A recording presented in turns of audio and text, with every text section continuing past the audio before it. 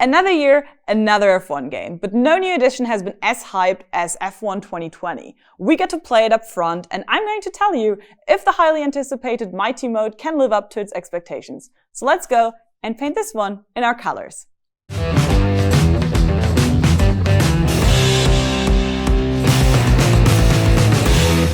It's already implied, F1 2020's heart is the new My Team mode. For the first time, you don't just create your own driver and conquer the top of the world's most prestigious racing series. As the boss of your own team, you create your own corporate design and manage your whole staff. Marketing, research and development, sponsoring. There are many departments in need of management. In between the races, you also have to give interviews and deal with the consequences. You praised your Chases department's work, they might work extra hard to pay it back to you. You bantered another pilot? This can lead to an entertaining rivalry, boosting your publicity. According to your actions during racing weekends, you get acclaim points and level up. Higher levels lead to more options in sponsoring and thus more money. With more money and construction points, you can upgrade your car and research new technologies. This is very important as you won't be able to compete at the highest level at first. It does not help to set the AI to a lower level, which we do not recommend because AI pilots are ridiculously reckless on lower levels. Even in clear situations, they hit your rear end and kick you out of bounds, even though they hit the wall as well.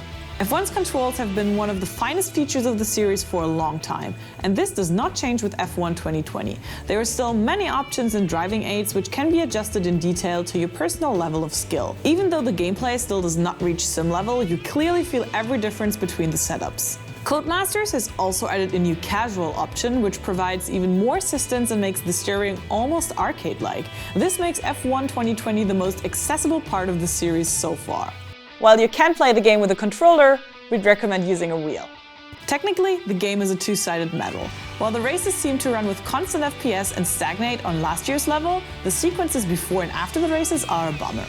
Bad anti-aliasing, rough character models, plus slow loading and washed up textures feel like a slap in your face in contrast to the rest of the game. During replays and video sequences, we have also experienced tearing sometimes. Fortunately, none of the graphical disadvantages affect the gameplay. Nevertheless, it becomes clear that the current-gen consoles meet their limit and constant FPS have to be bought by anti-aliasing and lighting resources.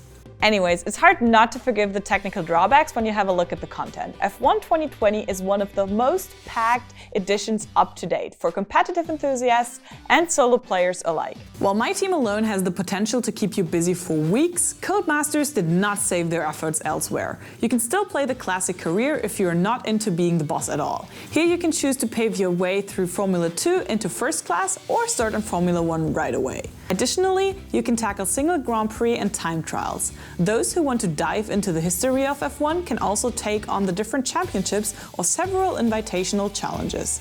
Sometimes you have to drive a certain distance in a specific amount of time while collecting additional seconds by passing checkpoints, or you need to overtake a certain number of opponents.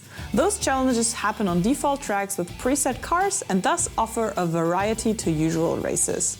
If you don't want to race against the AI, you have plenty of other options at your disposal. For the first time since 2014, the split-screen multiplayer celebrates its comeback. You can finally duel your friends directly on your couch again. Beyond that, you can try to qualify for changing events, create or find a custom league, or race online in ranked or unranked matches. Esports fans find all news and events in a dedicated hub. From a gameplay and content perspective, F1 2020 is the best iteration of the series so far. It feels as smooth and accessible as ever and breathes the F1 atmosphere every single second. The menus are clearly organized and nearly every aspect can be adjusted just the way you like it. It is pure fun to race through the different modes, and especially My Team makes you feel like being a part of the F1 world more than ever.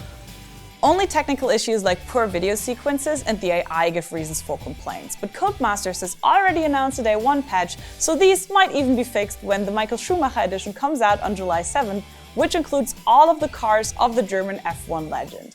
The regular F1 2020 version will be released on July 10th.